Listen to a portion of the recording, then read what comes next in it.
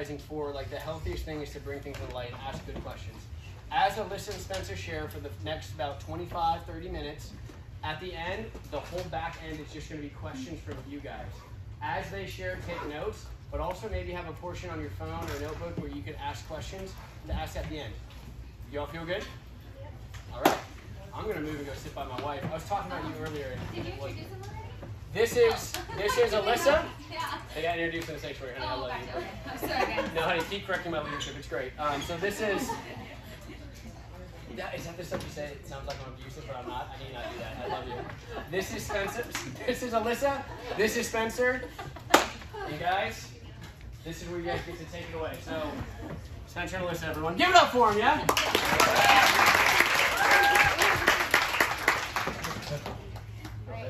Hi guys, are you guys having fun? Raise your hand if it's the most fun you've had all summer. I was a second grade teacher, so. Okay, so we're going to start and we're just going to share our testimonies. So then we'll talk about how we went. So, you want me to go first? Go ahead. Okay, so like Taylor said, my name's Alyssa and I grew up in a Christian home. When I was born, my parents actually lived in North Omaha, across the street from projects. And so as a baby, I was across the street from, like my mom said, as a newborn baby, she'd hear gunshots going off every night. They were just in a very volatile area. So I kind of was born into a radical family, right? And so I don't really ever remember not loving Jesus. I had great examples in my parents, and that was amazing. They left doing ministry. My dad felt called to business when I was about 2 years old. And so then I just kind of lived a more normal childhood. But I remember giving my life to Jesus when I was 4 years old. And it was like really real to me. I remember sitting on my mom's bed and saying, I'm ready to give my life to Jesus. And my mom was like, all right, let's go get Dad. Let's do it. And then I was like, I'm a little scared. Like, I don't know if I want to give my life away. As a 4-year-old, I remember thinking that. So I waited. I slept on it. I waited a night. And then the next day, I did it. I just welcomed Jesus into my heart as a 4-year-old. So, like I said, I just always remember walking with Jesus, which, as Taylor kind of mentioned, sometimes that was funny when I'd hear other like crazy testimonies. I feel like, oh man, mine's kind of boring. But now I can say as an adult, I am so thankful, for God's hand and that is part of my story. But one thing that I did always struggle with, Kylie can attest to this, Kylie and I grew up together, is fear. I was especially scared of animals, which I don't know how Kylie and I are best friends because she's an animal lover, but I was scared of dogs, cats, everything, and I was scared. I remember riding my bike in circles in my driveway and saying, I'll never go to China because the plane might crash. I'll never go to Africa because a poisonous snake might bite me. I'll never. I remember doing this at like 6 years old. I was terrified of everything. And then in 6th grade, I actually went to a retreat with Lifegate Youth. Well, it wasn't called Lifegate at the time, but I went on a retreat and I encountered the Holy Spirit for the first time. I was filled with the Holy Spirit. And I just felt the love of God. The Bible says perfect love drives out fear, right? And the next summer, I ended up going on my first missions trip. And yeah, so a lot of my story is just Jesus taking away fear. Even though I grew up knowing him, I was very scared. So I'm really thankful for that. Spencer, would you like to share your story? I don't know if you used the 5 to 7 minutes allotted to you yet. Okay, what else can I share? Oh, yes, in so China and yeah. So all those where'd you fears go? are, Yeah. yeah, I will say that a lot of times our fears have to do with the calling on our life, right? Like, what would possess a 5-year-old to ride her bike around and say, I'll never go to China, the plane might crash? Like, that's super random. Well, I know that I have a call to missions on my life. So I ended up living in Mozambique, Africa for 2 summers. I ended up getting to go to China, all these things. So that would be my one encouragement too from my testimony, is that when you do feel afraid of something, pay attention, because a lot of times the enemy is trying to stop you, right? And so I'm so glad that's not something I could have done in my own strength, but I know that Jesus' love helped me to get past that. Sweet. Yes. Your turn. Who in here is having the happiest day of their life? another icebreaker, Spencer, please. He's having the worst. No. So yeah, I'm Spencer. I grew up in a Christian home as well. I grew up in Brethren. I don't know if any of you are familiar with them. Raise your hand if you've heard of the Brethren. So unpack what the Brethren. Yeah, explain. Okay, so the Brethren, people mistake us for Mennonite. Maybe? So it's a branch of Christianity. It's a branch of Christianity, yes. Still love Jesus. Yeah, King James Version branch of Christianity. Grew up with that. My parents are believers. Yeah. And their relationship, my dad is maybe not the most emotionally intelligent. My mom has some anxiety issues, so I'm very thankful they've stayed together and worked through things, and it's gotten better. But anyways, that was kind of the backstory of my childhood, and I remember asking Jesus into my heart like 500 times from age like 5 to whenever I thought it was solidified, I guess. With Luke's preaching depending, maybe yesterday again. Yeah, exactly. So did Awanas and different things, and vacation Bible school, and I just remember always asking the Lord in my heart. So that's kind of the beginning, and then as I got into high school, wasn't walking very close with the Lord. I was reading my Bible still and doing some things, but I just had a desire when I was a sophomore, I believe it was. I was like, man, I gotta have a girlfriend. So I don't know how things progressed, but eventually I got a girlfriend, and Not me. And I guess we started doing things we shouldn't have done, and just did that for a few months, and then one day it occurred to me how incredibly empty it was. Thankfully, I was technically a virgin, and so we didn't push that far, but I just realized how incredibly empty that was. So I just kind of like cold turkey started to try and do Bible studies with my girlfriend, and she... The same girlfriend? Same girlfriend. Oh, nice. Yeah. From the bed to Bible study. Yeah. Not really though. Yeah, exactly. And so she did it, but her heart wasn't really in it, so eventually we broke up. They broke up over Bible study. Broke up over Praise the Bible Lord. study. Sharper than two-edged sword, man. Yeah, so that was that, and so during that time I just got more in love with the Word of God, and I just remember being in my room and reading it for hours and just singing like Revelation, I think it's Revelation 3 or 4, just holy, holy, holy, and just being completely wrecked by God. And that was amazing. And I didn't grow up in that kind of a church where people got wrecked by God, so I didn't really have a framework to know how to process that, and so that led to a few weird years in college where I was just trying to figure out my faith and how I was to express it, because how I grew up and my experience were two different things, so I had to kind of like choose. So I just was like, well, the way I grew up I thought was right, so and it's not necessarily all wrong, but I tried to fit the mold of the Brethren, and it just eventually didn't work. It eventually collapsed, and I was actually got engaged to another girl, not to her, and got disengaged, long story short. Praise the Lord. Yeah. And that led to eventually leaving the Brethren, just kind of that whole process, and God wrecking me, and never felt so broken in my life, and I felt like God just supernaturally put empathy into my heart. I could feel other people's pain after that, and then along that way I got involved with more churches that were where my experience that I had in high school kind of more aligned. So I don't know what else I should share, but that's kind of like leading into... What do you do for a job right now, Spencer? I have a commercial roofing business. We do flat roofs, low slope. Those of you who Not need a slope, roof done. low slope. Yeah, feel free to make up pitch to the camera and say, hey, call me. 312 12 and under. How did you two meet? Oh boy, blind date. Yeah, my business partner and his wife set us up on a blind date. So they met on a blind date. So Brad and Kylie. Set us up. They met at Panera, so they set us up on a blind date at So Panera. we now need to set somebody up on a blind date. Panera Watch works. out. Yeah.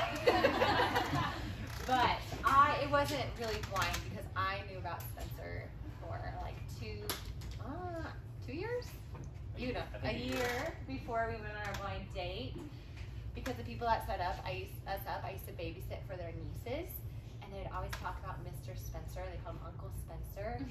And I was like, who is this guy that is so good with kids? And I knew he went to Waypoint Church, and I had just moved back from college, and all of my college friends had kind of moved away, and so I was looking for a church with more community my age. And so I was visiting churches, and I actually visited Waypoint, and I saw Spencer worshiping in the front, and I knew that's the guy that these kids I babysit talk about. And I decided not to go to church at Waypoint because I'd be going for the wrong reasons. I was kind of goody two-shoes. So then and I like fully stalked him. I knew his address, you guys. So creepy. I Googled it, and it showed up on Google. I asked her that like 2 years into marriage. I'm like, do you know my address? She's like, no. Yes, I do. But I ended up living there for a year and a half when we were first married. So it was not blind for me. I had fully stalked him. Knew everything about him. I had to like act surprised on our blind date. Anyways. It was more blind than me. Yeah, Spencer didn't know me. No. So, and how did the blind date go? Yeah. I was so nervous. So Spencer is my first boyfriend. I have been on dates, but he's the only guy that was like my boyfriend. So Only person you had dated more than once. Yeah. Oh, yeah. Went on more than one date with. So, one of the first things he tells me out of the gate is like, I just need to let you know that I was engaged once. So I was like, oh, this isn't gonna work out, you know? But I'm glad that I didn't judge him. I was super nervous and awkward. We did a little awkward side hug. And our favorite story is that when we were leaving, I was so guarded. Like, he said I didn't even look him in the eyes the whole date, but when I was leaving, he yelled after me. I like bolted to my car. And Spencer yelled after me, I'll add you on Facebook.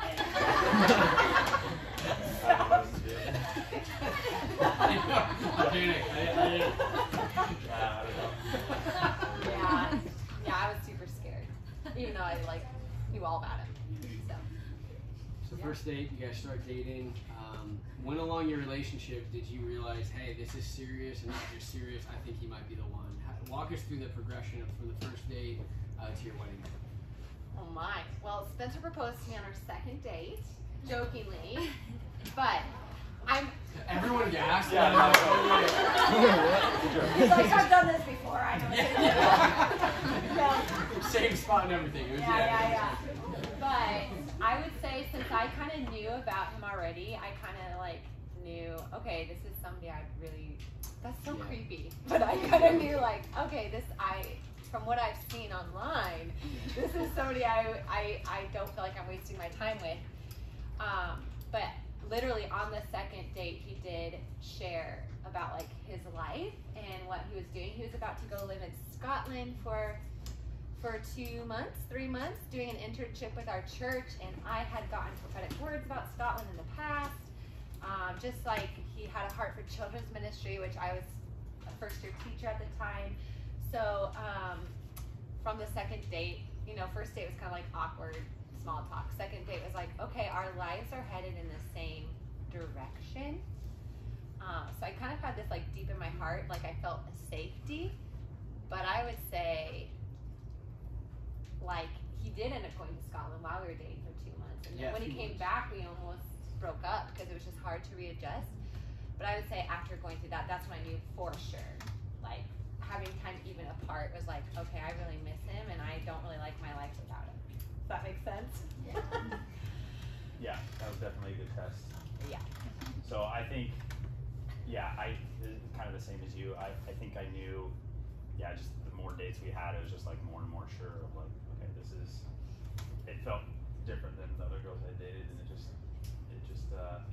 just had a deep peace about it. I wasn't like striving. I wasn't like just very natural. So. And Alyssa, you obviously and I know this about you, you didn't go on repeat dates with people. Like there's a lot of people trying to set you up your whole life at times. Yes. But with Spencer, would you say you also kind of had, along with research, but you also kind of had this inner peace that you're like, this feels right. Yes, which is so annoying because everybody says that, right? Like, you'll just know. And I did. I just felt very at ease. I felt like, I like how you described that. Like, you just felt like you didn't have to, like, try. And it, like, I just felt like I could be me, if that makes sense. Also, yeah, I just really enjoyed being around him, which is key because I'd gone on dates. Like, I'd gone on a couple dates right before I met Spencer, and I just remember, like, looking at the guy, like, trying to, like, force myself to find him, like, entertaining or interesting. But it's like, if you're going to spend your life with someone, you want to, like, enjoy being around them. We don't always enjoy being around each other. Now, you know, of course, we have disagreements and stuff. But, yeah, I would say I just loved being around him, and so it was just natural to keep getting to know each other. I didn't really question it like I would other people. Yeah. How long did you guys date until you got engaged? The whole Not school very year. long. I think actually, your grandpa said something about all 4 seasons, right? Trying to date through the season. Yeah. So I think we took that to heart. Yeah, so we were a little bit older when we met. I was 20, well, I was an adult. I was 23 and he was 26. That's older, yeah. Yeah. So Everyone you around guys here is can't like, do that's this. super You old. can't date 9 months and get married, okay? But right. 9 months before we got engaged. Yeah. We were engaged for 6 months. Yeah. Oh, dude, so you guys, So 15 you guys months. were courting for over a year before your wedding. Oh yeah, for sure. Yeah. So Yep. that was, yeah. Awesome. Can I jump in? Yes. Yeah. Okay, hey, can we give it up for them really quick?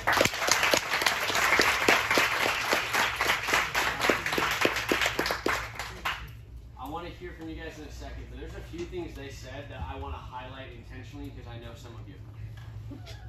Well, no, that's not bad. Because I know they're not here by mistake right now. Not one of our speakers is here by mistake. God's doing something these 3 days for those of you who are in this room right now, not just people who will watch later, that will actually dramatically affect you in your future marriage. And there's a few things they said that I want to highlight. One thing, Alyssa, I want to start with you. You said you did a lot of I never vows. Fears of often accompany the calling on your life. When you're afraid of something, pay attention because it might be part of your calling. Can you just share a little bit more about that, and especially for students? I know there's some people in here who fear big things, who fear failure, who fear maybe different people or different callings or different occupations or different things. Can you unpack how the enemy might use fear to keep you from obeying God?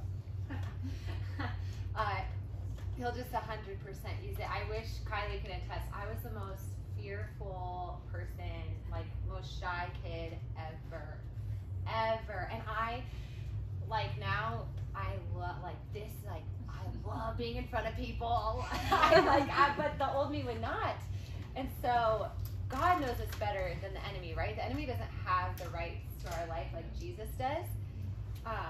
The enemy, in my heart, I believe that the enemy can only know the things we speak out. So I would always speak out. I'm scared, Wow. right? And it gave it power. It gives it power. Like Yeah. there's power of life and death in your tongue. And so, yeah, I just think fear, if you do struggle with fear, I just want to validate you, first of all, because it's a really real feeling, and it's really easy when people don't feel the fear you feel to be like, oh, come on, just get over it. Just, brush it off. It's fine. Like, it's really real, and it can be literally paralyzing. I remember as a little girl just being paralyzed, right? But that, like, who Jesus is he kneels down and looks you in the eye, and he wants to say to you, like, what are you afraid of? Why are you afraid?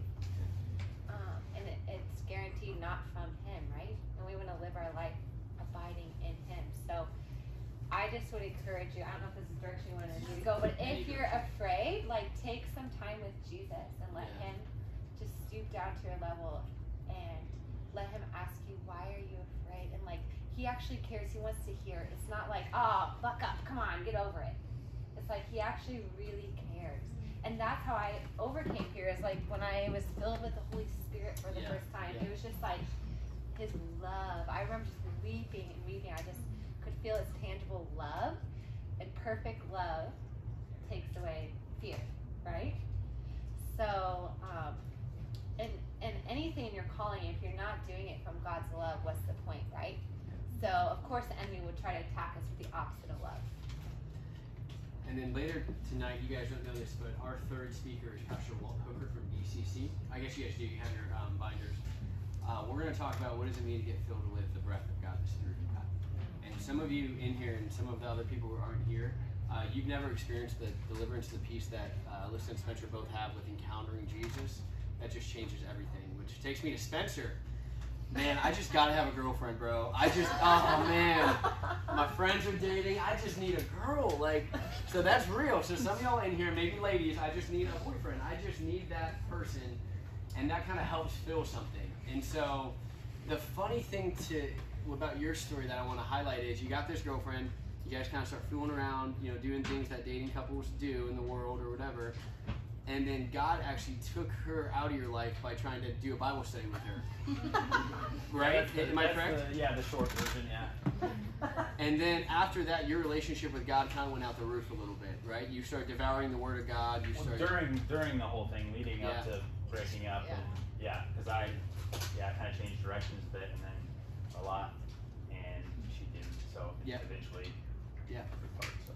And then even with the engagement that was broken off. And then there's a powerful spiritual formation that happened after that with you.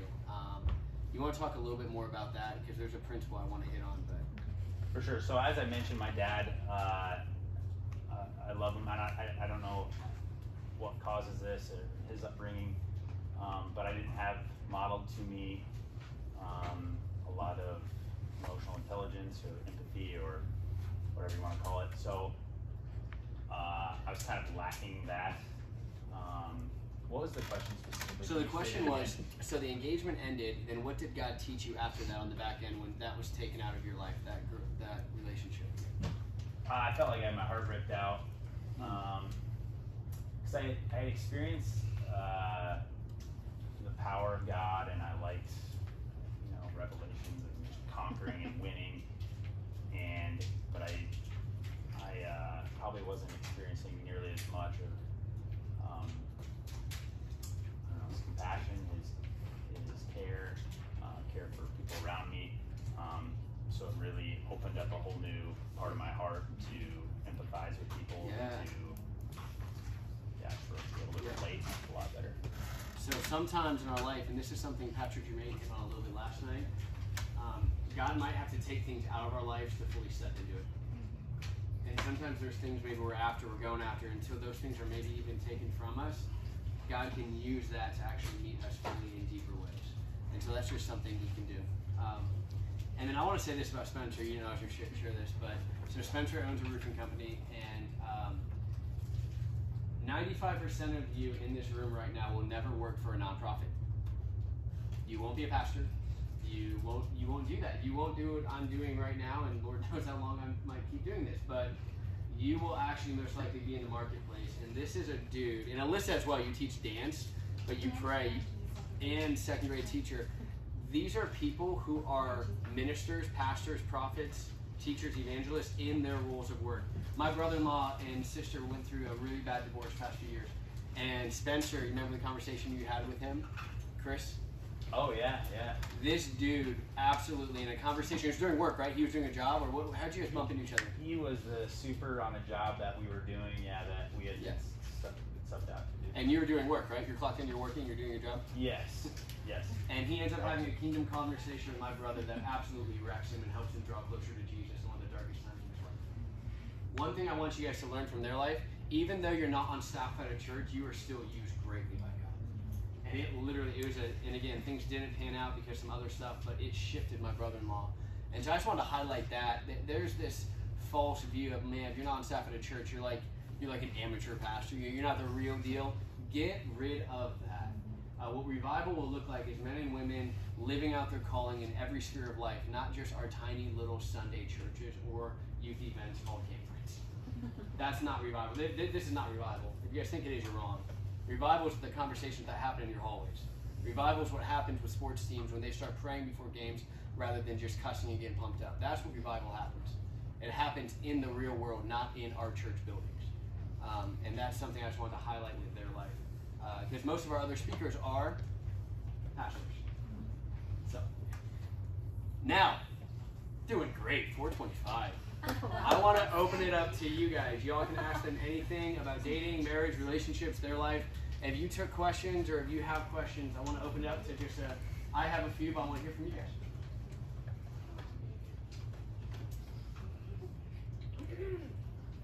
Okay, we got two. Did you call first? I was doing it. Oh, you called for me. Thank you. Emma, go ahead. It's kind of a weird question. So as like growing up a Christian and like I don't know, like doing it right, I guess. I don't know if that's not the right word. Great way to put it. But like we always hear these stories of like these people that like went the wrong way and then they drastically changed their life. So like as a Christian, what made you think it's worth it to stay on the right path? Great question. Oh man. Gonna go first. No, that applies to your life a lot more. Great leadership, bro. Okay, well I will say that brings up a point. So like I have a little brother. He just got married actually this past weekend. Yep. Yeah. And he would always call me the perfect child. And this is actually a funny story. I remember one time getting so frustrated with having that label that I kind of wanted to, I should try something crazy, you know. But Zach one time, sorry, name drop, Zach, we were in a fight because he got in trouble and I didn't, and we were in our kitchen and he was like, well, you are just the perfect kid. And I was like, no, I'm not. And I pushed, and I'm like 16 years old. I like pushed my hand against the table and I flipped my chair backwards, and there I was laying on my back with my legs in the air, and I just start sobbing. Because sometimes it is frustrating. You almost feel like you're labeled as like a goody two shoes if you've always grown up in a Christian family. But I think what made it worth it to me is just continually pursuing His presence, right? Like I would just like get a taste of His love, His goodness, His kindness, His fire, like how He's zealous for people. That would be another thing, just His heart for other people. And it's like I just couldn't walk away those times when I did flip myself over the table and I was frustrated. And I eventually just had to come to the point of like, it doesn't really matter that people think I'm perfect, because the reality is I'm not. I mean, I feel like that flipping in my chair is a perfect picture, right? It's just funny. Like there I am upside down and frustrated. And nobody's perfect, all sinned. We've all fallen short of the glory of God, right? Even if the outside looks great, my heart was bitter, jealous. I gossip. We all have things we deal with. But I think what helped me to stay on, made it worth it to me, was just His presence. And He's so sweet. He always, when we invite Him, He'll always come in, in those desperate times. Does that make sense? Yeah. Yeah. I could clap. Spencer, anything to add to that? Like I said, she's a better example of. Yeah, flip the stool. I just think once you have felt, for me, it was maybe feeling the emptiness of anything outside of God, like the world has nothing to offer. So I think just feeling that deeply and realizing that was helpful for me. Know that, it can satisfy for a season, but ultimately not good. So good. Yeah, go ahead. How do you Oh, do you have one too? Oh, sure. Go ahead. ADD. Sorry, I thought you were talking. How do you trust God through hardships and things? Ooh, good one.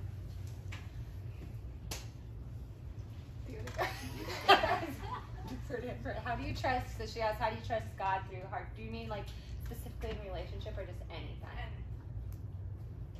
I think it's like God gives us faith, right? So it ultimately, that's so cliche sounding, but it does come from Jesus. Like in times where I did feel like, oh my goodness, this is really hard. For example, when I was flying to Mozambique, I was still like, I had experienced God's love, but I still would feel feelings of fear a lot. And so just asking God for faith and trust. Like we can't really do it out of our own. It's not something like you can like muster up on your own. Does that make sense? And yeah, I would say just experiencing God in a real way. It's like duh, this is real, and the Word of God is real, and I love all of it. I don't know. I guess nothing else. But you might be thinking like, how do and sometimes life isn't about experience. Sometimes you're not going to feel warm and fuzzies, right? You'll go through seasons like that, and that's when it is harder to trust God. But I think remembering, right? Remembering what He's done, remembering your testimony, thanking Him. For me, when I'm going through a hard week, just thanking God for things, you start being like, whoa, you take good care of me, Jesus. Even when it doesn't feel like it. So good. And I would also say when things aren't good, you can still trust God's character. Yeah. It's like, God, this is terrible, but I actually know you well enough to know you're not. And that's a really weird, it feels like a contradiction, but it's absolutely not. There's a lot of, I told you guys this story. My daughter, she got stitches a few months ago, and it was terrible. I had to do one of the worst things I've ever had to do as a father, and I had to hold my daughter down an operating table while the doctor gave her stitches. She was like, what, 20 months at that time-ish? 19 months. She is wailing. If she could talk like an adult, she would cuss at me and say, Dad, what are you doing? And I'm holding her down like, I'm good. If this doesn't happen, baby, it's going to get infected. And she's a beautiful girl. Like, she's adorable. Like, we have a photo of her. No, we don't. I'm just kidding. You never know if it'll pop up. Like, right on the screen. That was for you, Alyssa. But I was good, even though what she was feeling was terrible. And so that's one of the biggest things I would say. Go back to the character of God. It's like, God, I don't know what you're doing, but I know you. And that shows, by the way, we're like little toddlers. We don't understand fully what's happening around us. Which is, by the way, super humbling to say, I'm a little toddler. That's not Any other questions? Great questions. Yes, Zach. Okay, we'll go boom, boom, boom. You guys feel good in that order. Zach, hit it. What do you guys consider as healthy communication within either before dating, and a marriage? Ooh. Very good question. What do you consider healthy communication? Go ahead.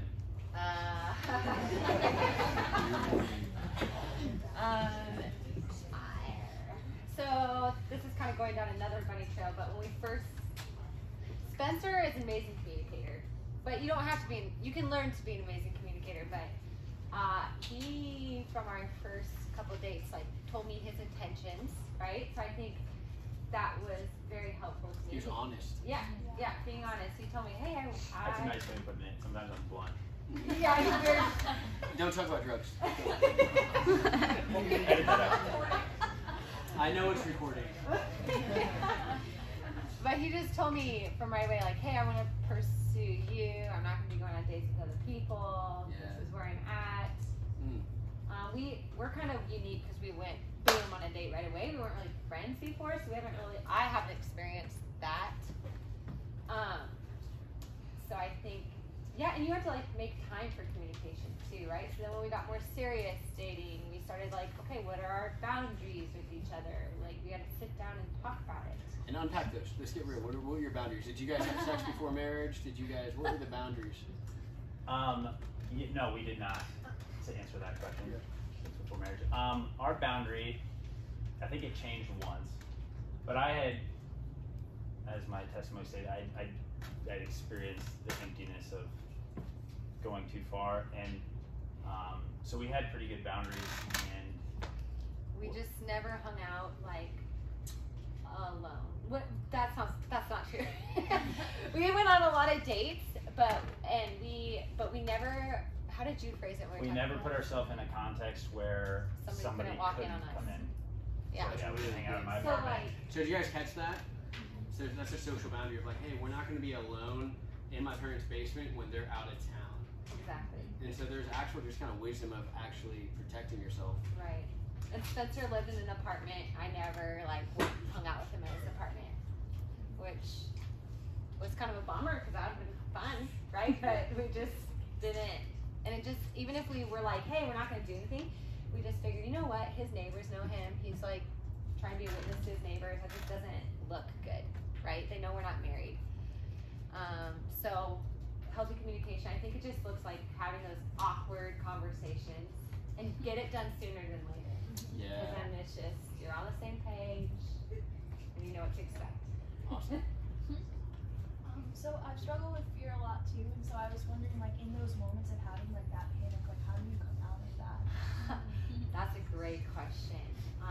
First of all, I'm sorry that feel those feelings. I know that's really hard, but Jesus can set you free. And it is a journey. Like, I felt set free in 6th grade, but I still would have moments where I was really scared. That's really good. You're still afraid of elevators? Yeah, I do not like elevators. Why, you're afraid of escalators. Why is that? She won't get. She's like terrified of, because Buddy the Elf, that one scene. Yeah. She's like, that's gonna be me. I'm like, that's Will Ferrell acting. No, Like, that's you're not. like, something's gonna get caught. Yeah.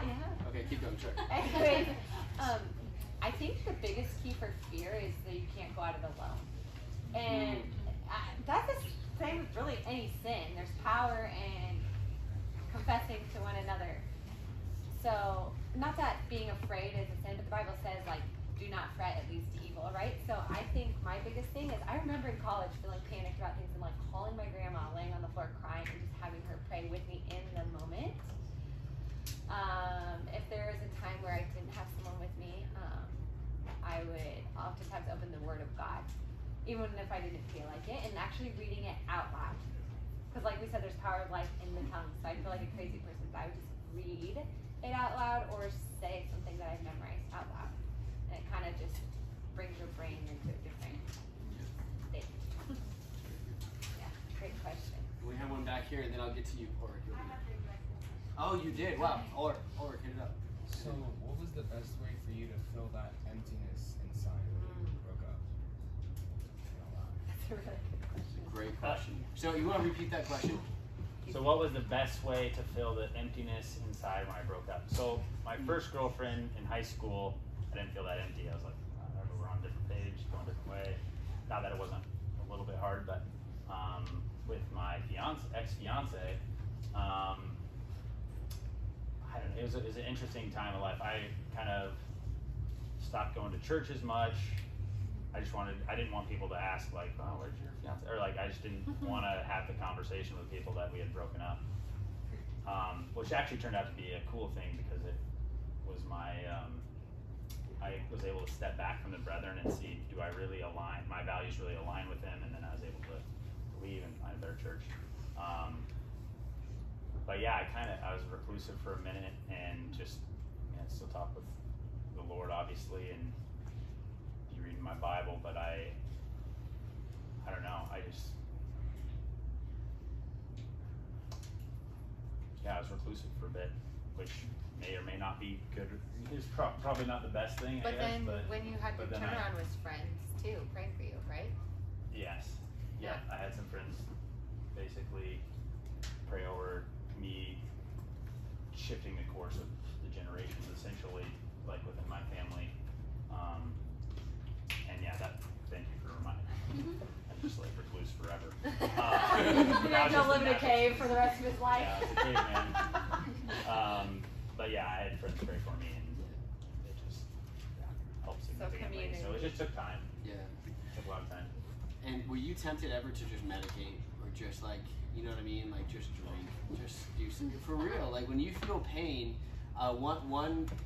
this is such a good question, man. Yeah, no, that's good. One author, he's a cognitive therapist, he says this: the attempt to avoid pain is the source of every mental disorder. M. Scott Peck, he said, attempting to avoid pain is the source of every mental disorder. We don't want to feel pain. We want to cope. We want to try to eliminate it.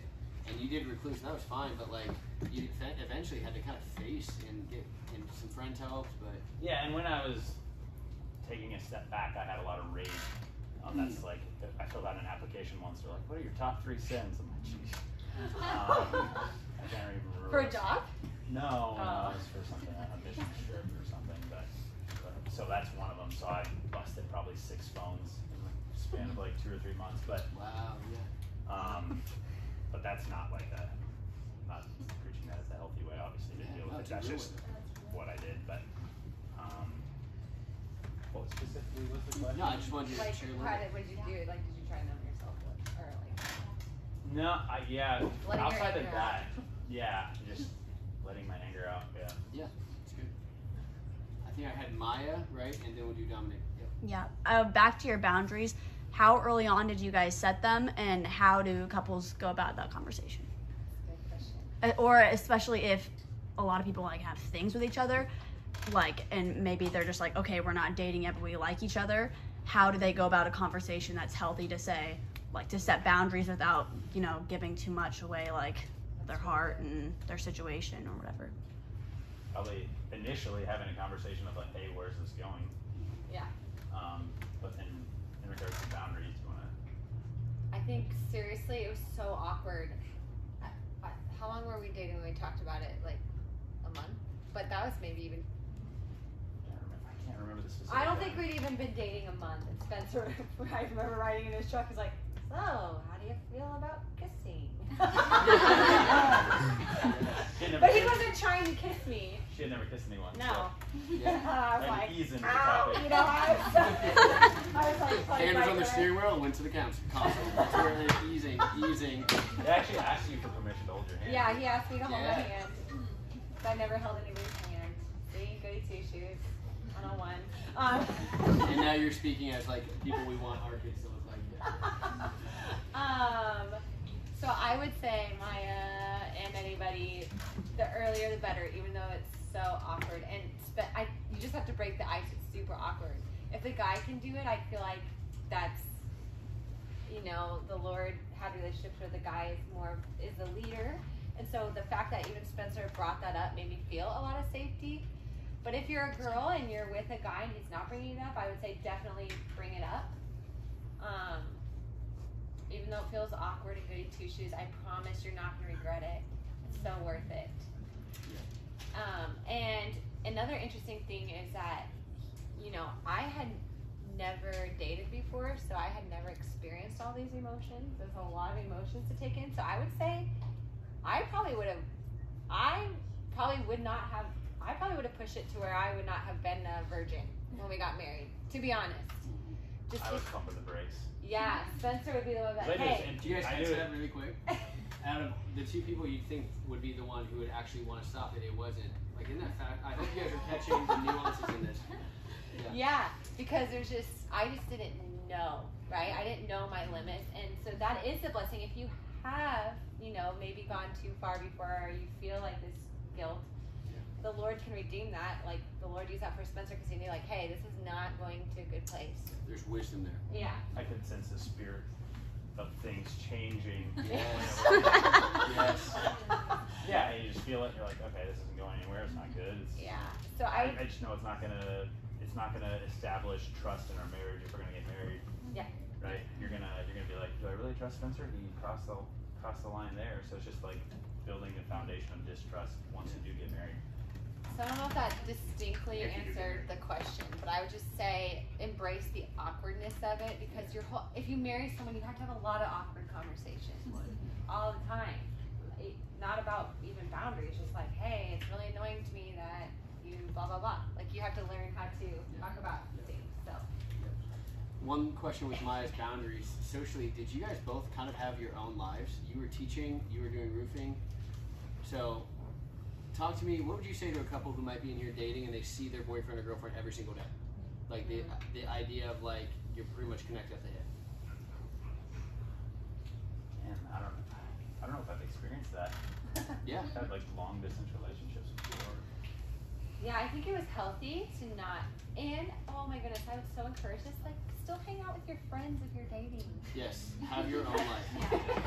Because when you're married, I love him, but I like to go hang out with Kylie sometimes, and you know, we don't spend every waking moment together, so it's good to practice that. When we were first dating, I wanted to be around him all the time, of course, but I was teaching, so I couldn't. But my sister, she's 20, she'll tell me now, she's like, thank you so much that when you were dating Spencer, like, you still hung out with me. Still her sister. Yeah, because then what happens is you get married, and then where are all your friends? You know? Gone. So good. So I think, yeah. Awesome. I know we got a lot more questions, so Ashley, but Dominic and then Ashley, we're gonna keep. Why did you cancel the engagement? Oh, the Lord. Digging deep. Honestly, we got engaged and we didn't make a single wedding plan for 4 months. It just felt like tensions grew stronger, just like disagreements, and it just didn't feel like a blessed endeavor. Yeah, that's a really good way to put it. That's the short version. Yeah, so it eventually just So one thing I want to highlight, how many people in here right now, raise your hands, be honest. So everyone with me, all phones, there we go. How many people in here right now want Spencer and Alyssa, if they're able to, like I mean this, like hypothetically, if they could tell you first and last name of the person you're going to marry, raise your hand if you want to know that information right now. Okay. No, for real. I used to, in high school, I was like, God, I want to know who my wife's going to be. Like, that's something you think about, so you pray about. Some of you in here might even feel like you know who it is already. I mean that. Can I quote Pastor Jermaine from last night? Pastor Jermaine said, if you lose the voice of God, you're lost. Romans 12:1 says this, don't conform to the power of this world, but be transformed by the renewing of your mind. These two people, they knew they were right for each other because they could hear the voice of God. And they had that deep peace. Is that the way you put it, Spence? There's that deep peace with Alyssa. I can distinguish between hormones and emotions. Yes. Peace, underlying peace. And even with that question, Dominic trying to force something that didn't feel blessed, there's this peace of God that will actually guide you perfectly to your spouse, or some of us might not get married. Who knows? God knows. We don't know. But I know for me, I'm like, hey, God, just tell me the game plan, bro. Just show me what I'm going to do. And he's like, stay close to my voice and you won't miss a beat. And so, in a weird way, if you got that, they just told you who your spouse will be. Without telling you, but they gave you the principle that will get you there. They gave you the compass to find them when God's timing is right. Any other questions? Oh, wait, we had Ashton. Yes. Okay, so like you had multiple relationships, right? And then you try to insert God into them, and it didn't work. So how do you go about putting God into different relationships? First off, just in like your dating, and the second one, like what kind of things do you think works for you to keep God at the center? And then like how do you also balance like God in the middle of the relationship, but also God in your own personal? Oh, that's for you guys, not me. I just looked up there. You look like a deer. I just have to clarify the question in my brain. So, Is this in a dating relationship context or any relationship? Dating or marriage or personal or So one thing, can I add something, one thing? With their marriage, they did the first date what they're still doing today. They put God at the center. So how? Like what did that look like? okay, like practically speaking. That's a good question. Yeah. And dating. Okay, so this is a kind of interesting thing about dating. Jesus, help me to say this right. We would talk about the Lord. I think we just both really love Jesus, so he just naturally comes up, right? So I would say I had somebody else pursuing me a little bit before Spencer, and like Jesus felt like forced. Jesus felt forced? Like it felt forced to talk about it. Yeah, that's And good. so then it's like, Yeah. this is Yeah. awkward. So really quick, if you're in a relationship right now and you love Jesus and you haven't had that conversation with your dating significant other, you're light years away from them. You're not even in the same game as them. Go ahead. Yeah, so I think Jesus naturally came up, but I would say when you are dating, is it like you're not guaranteed you're gonna marry this person, right? Yep. So there is a level of staying guarded, and I don't remember if we did this, but I remember it was kind of a thing like we would never like have intense prayer time together because spiritual and emotional things can intersect. Does that make sense? Yep. We would definitely pray together. But I just think guarding my own walk with Jesus during that time of dating was very important because I'm guaranteed to always be with Jesus. Now I'm married, I'm guaranteed to stay with Spencer. But I'm not guaranteed to always stay with Spencer when I'm dating him. And so I think cultivating our own time with the Lord and dating was very important. And don't get me wrong, we did pray together, but we're just not going to put ourselves in a situation where it's like super emotional. Does that make sense? Hours of passionate prayer. Yeah. Could lead to hours of passion and other things, you know? And then in marriage, we take communion together every morning and pray together every morning. And we sometimes will read the word together, but we've also found like even being married, we like to have our own time with the Lord, you know? It's not like everything we do is together.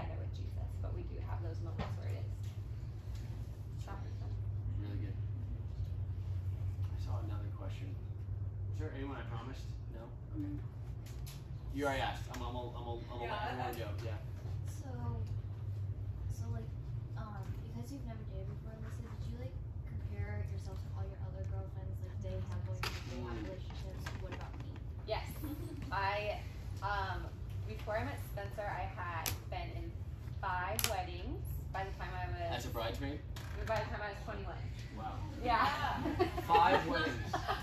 And I lived with a girl all through college, and she ended up marrying her high school sweetheart. And so all through college, and I went to high school with her, so all through college she was always coming over, taking her on dates, sending her flowers. So I definitely struggle with sometimes envy, jealousy, or just like, what's wrong with me?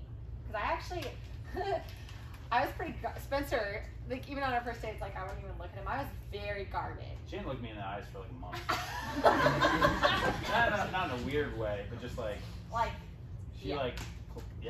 Kind of looked around. But it's not that you didn't look. I wasn't letting you look into my soul. That's exactly. The eyes are the gateway to the soul. Yeah. Somehow she guarded them. Yeah, so I think I kind of put off that aura in general. So I wasn't even asked out a lot until right before I met Spencer, which is kind of cool. I felt like there was like this veil lifted, and I like had like 5 dates. You know, it's weird. Like all these guys all of a sudden asking me. So if you are somebody who's not asked out a lot, don't be discouraged. Like I feel like the Lord kind of just set me aside and knew my heart couldn't handle. Like it was good Spencer went through those relationships he did, right? Like he learned a lot through it. I personally just the way I'm wired, I couldn't have handled that very well. Does that make sense? So God just knew. Are there any other questions? Yeah, any other questions? Maya's got one. Oh wait, yes, go ahead. How did you deal with jealousy? I don't know if you did when you had never had a boyfriend before, but Spencer had dated other girls, and like in your relationship, did you deal with any insecurity? Like, oh yeah. Yeah, that was really, really hard for me. That he had been engaged before, and he had actually also been pursuing a girl that went to church with us, like right before me. So, and she was like involved in a lot of the groups we were in. So anytime she was in the room, I'd be like, you know, does he wish he was still like pursuing this girl instead of me? Or, how did I deal with that? I had to talk to Spencer. I would tell you about it, which is good, but I wouldn't, as a girl, if you're in a dating relationship someday with somebody who's dated, it's probably better not to bring it up a ton, right? than he's just thinking about his ex-girlfriends.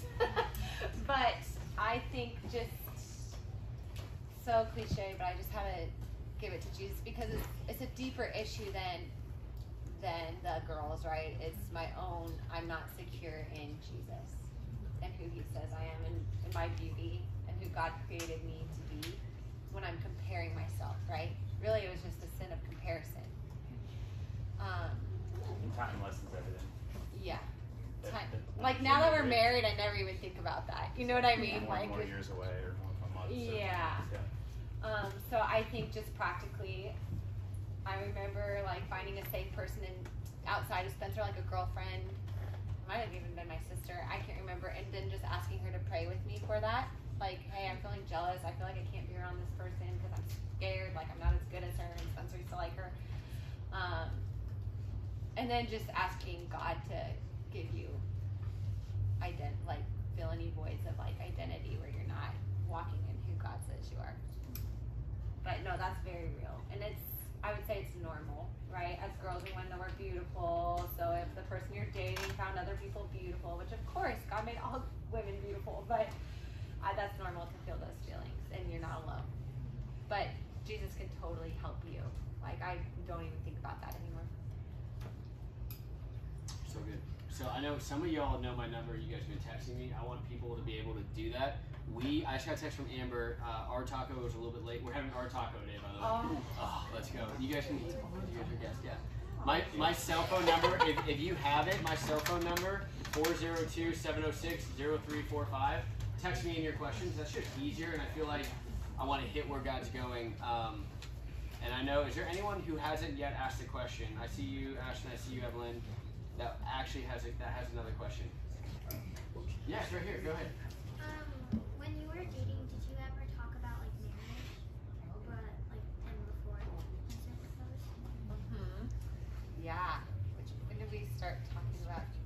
from the beginning, we kind of knew that since we were a little bit older too, like if we were dating each other, it's with the intention that we would want to get married. And Spencer told me that. I think he called me after our second date. He didn't say I'm going to marry you, but kind of like what I talked about, where he said, hey, I just want to let you know that I want to pursue you. I'm not going to pursue anybody else at this time. And it would be with the intention of I'm interested in potentially marrying you someday. So. I got a question just in. How do you deal with peer pressure in your relationship? I think it lessens, honestly, when you're Yeah, we were out of older, college, so out of high that's school. But I feel for you in high school. If you could go back to your dating in high school, how would and like knowing what you know now, how would you deal with it? Perfect. Thanks, Brett. I didn't feel peer pressure to get into a relationship. Felt internally pressured. Internally pressured, yeah. And this might be even with the person they're dating. Like, what do you do? Do you feel peer pressure from that person to do stuff visually, this, that, or do things you're not comfortable with? Okay. Just be blunt. Yeah. He's great at that. Say blunt one more time. Yeah, blunt. I don't want to do that. Yeah.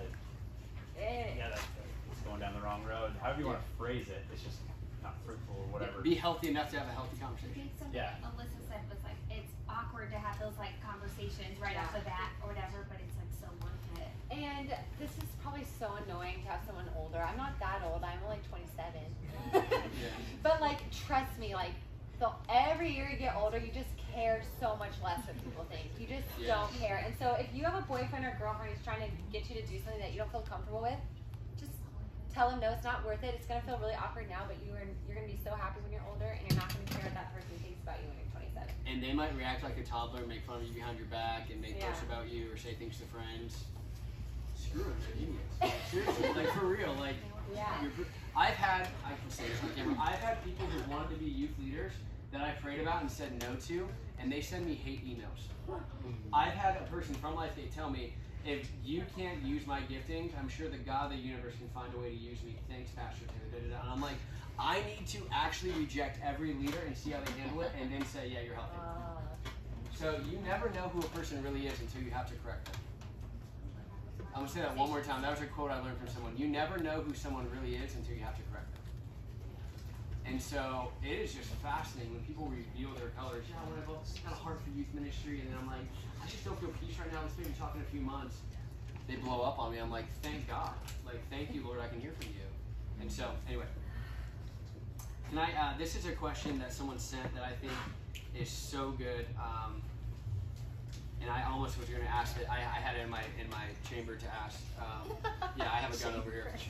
And by the way, we're going to go until 5:10 because of food. We're going to go until about 5:10. Everyone cool with that? Okay. Is it okay to have standards for your future partner? How do you know your standards aren't impossible? So, can I ask you a very direct question? Did either of you ever make a list of qualities that you want your future spouse to have? I did. I knew a lot of guys. My diary. Has anyone ever made a list of qualities you want your spouse to have? Raise your hand. Be honest. Be honest. Okay. Being married now, you guys are people we're looking to as experts today. What things would you encourage to be on every girl's list? Alyssa, go, and then Spencer, I'm asking you the same question. What? Well, I always wanted to marry someone that was tall, brown hair. That was on my list, so. I mean, but Look it's right. put that on your list. So. I dyed my hair.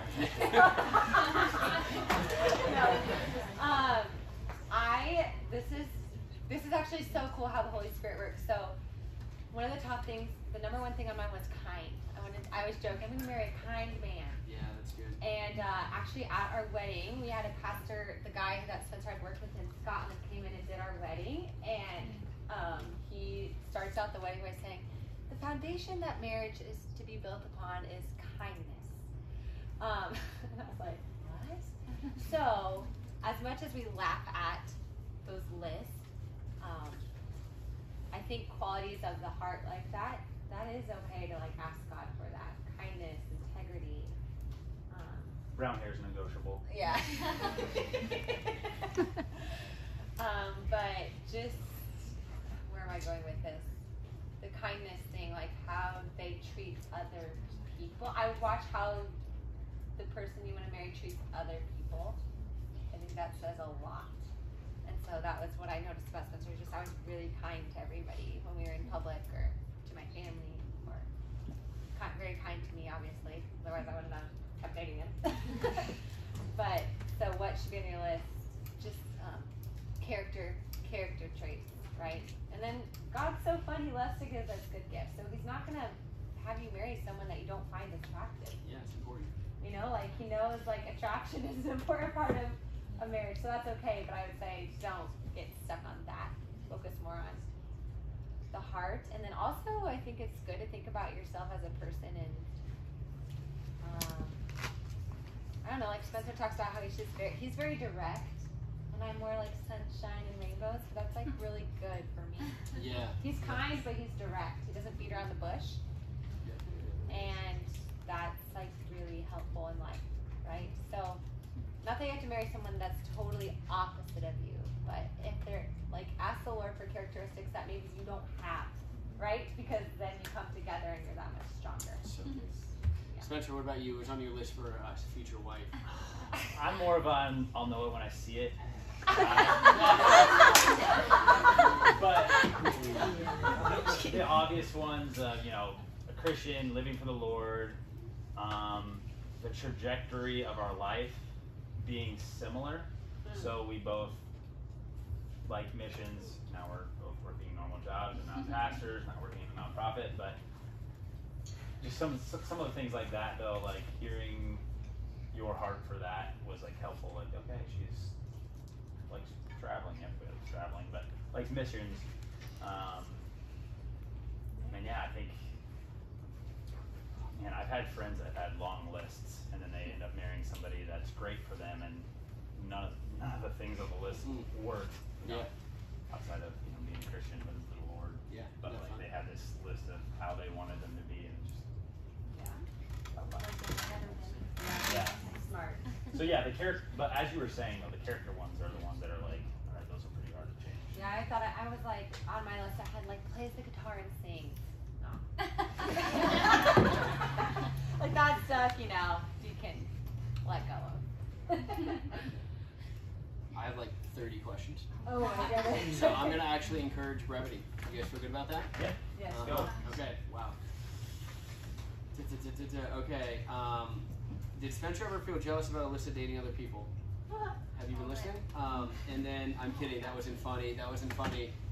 And then, did you ever feel like your boyfriend or girlfriend was cheating on you? And if so, did you ever talk about it? So, those are questions that might not be directed to you guys directly, but just those principles.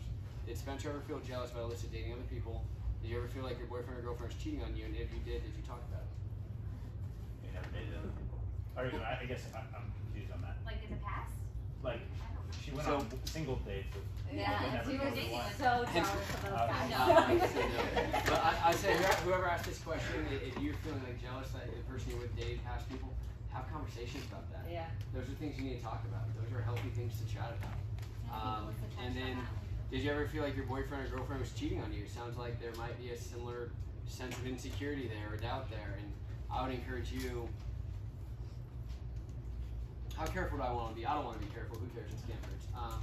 And some of y'all know Kylie, my story. I cheat on Kylie when we were dating. There we go. I will always let her down.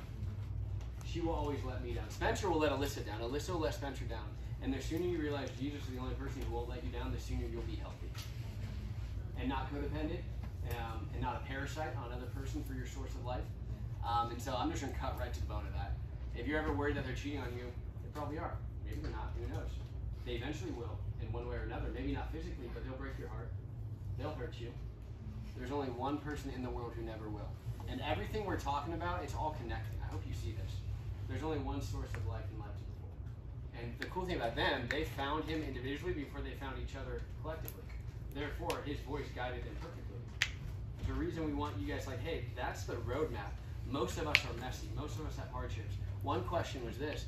You guys stay pure. That's great. What would you say to someone who's already compromised and had sex before marriage and they're feeling guilt there? How would you respond to that? Stop.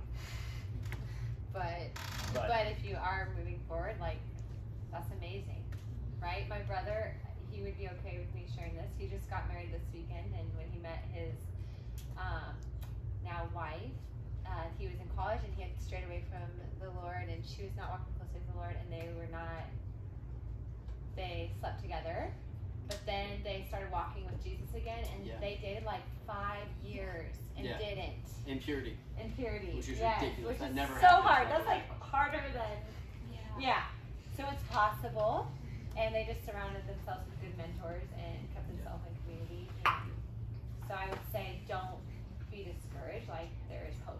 Like, you're not done for. And God, like, their wedding was like the most precious, pure, beautiful celebration. And God totally redeemed it. The flower girl stole the show. Yes. Joy was a flower girl. For Alyssa, did you ever, and this came up earlier, and I think it's important, did you ever struggle in high school having never had a boyfriend? Did you ever struggle with confidence and feeling like you're doing something wrong, or there was something wrong with you? Oh, yeah. Yeah, definitely. I don't know what else to say. That's a normal feeling as a girl. And that's okay. Yeah, you want to be pursued, right? You want to be noticed. So yeah, that was really hard for me. What's your advice to those who feel attracted or have feelings towards someone of the same sex? And I can step in if you guys would like. Yeah, that's above my pay grade. Bro, no, it's not, man. There's no professionals, man. We're all marketplace, baby. Well, I think we all have a tendency towards certain sins. So I think just realizing the fact that I can tend towards rage just because I want to have rage doesn't mean it's right. Yeah. I would say this. Pass it over to you. I would say this. There's nothing wrong with you. You just need to know that. There's nothing wrong with you. What I said earlier, there's only one person that will ever satisfy you, is Jesus. The exact same thought. And we go looking different places. And I just want to encourage you to be in heaven, to follow Jesus doesn't mean that means you have to be straight. Your sexual identity is so down the road of who you really are. Your identity in Christ is first and foremost. And then any citizenship, any identity, anything else is so far secondary. It's almost like a funny conversation where it's like, are you either this or that? It's like, oh my gosh. So that would be my encouragement to you. If you have attraction to someone of the same sex, there's nothing wrong with you. A, that's okay. B, are you filling your heart with Jesus first? And I would say that to hetero, I'd say that to trans, I'd say that to homo, I'd say it doesn't matter. It doesn't matter, because what matters first is who's satisfying you. Is it Jesus or other? And if it's going to be other, not Jesus, there could be brokenness that follows. So that'd be my initial thought too. Okay. Adding to, we already did that. We actually already did that one. Did it matter if he had a good relationship with your family and you had a good relationship with his family before you got married? Yes. Yeah. But I would say he got to know my family really well because I was actually I had just started, I had moved back from college and was a first year teacher, so I was actually living at home with my parents to save money, so he was at their place a lot, and his family lived far away, and it's definitely like uncomfortable, like, I don't know, but I would say even if you don't get along, like when you're dating, there's going to be things about each other's families that you don't like. It's not your blood family, right? It's uncomfortable, and that's okay. And just inviting God into teaching you how to love, because if you do get married, they are your family. But was it important to you that your family liked him? Oh yes. Huge. Oh yeah. Because there were other guys, like there was a guy who took me on a date. Right before I met Spencer, and my brothers and my dad were like, heck no. Like, they didn't even meet him. Just hearing about him, they're like, you are not going on a date with that guy again. And he loved the Lord, like he was in ministry. But they just knew me well.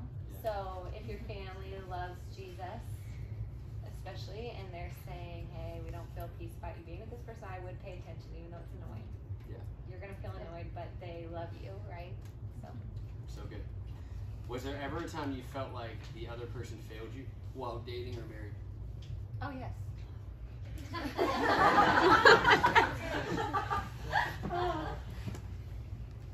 Do you want an example? Yeah. No, not an example. Brevity? I was going to say, I do want brevity, so that's great. So yes. So, yes. And then what? It's God's grace is sufficient for me. and it must be sufficient for them and their imperfections. But I take that all into consideration. Lord, I'm dating, I'm not locked in. If I'm in a marriage covenant, that grace is constant and consistent, baby. It's not going anywhere. Yep. Okay, next one. This was another one. Just how do you not become consumed with the thought of a relationship in high school? Or how do you wait well? That's a great question. Yeah, it's time for one more probably after this. It's really tough because your hormones are raging. And your emotions. Yeah. I'll let you take it from there. Yeah. So we validate you, and I think just like really investing in just friend groups, right? Too just find a group of friends, just have fun together, and sometimes hang out with the opposite gender too in that way in a group, and sometimes maybe something will blossom, but just just like learning how to have fun with people, I think is so important, because when you're dating, you want to have fun together too, right? So just investing in friendships, I think that's great, because some of that is just a desire for community too. And then just giving it to Lord, being honest, right? It's okay to want to date. It's not to make you bad. God-given desire. Awesome. Last one. This one's kind of a heavy one. Well, there's few. So brevity on the front end here. How did you know God approved of your dating / your marriage? Was it a vision or a dream or a feeling? Only if we can only choose A, B, or C. No, stop it. Stop it. Yeah, how did you know God was pleased with this?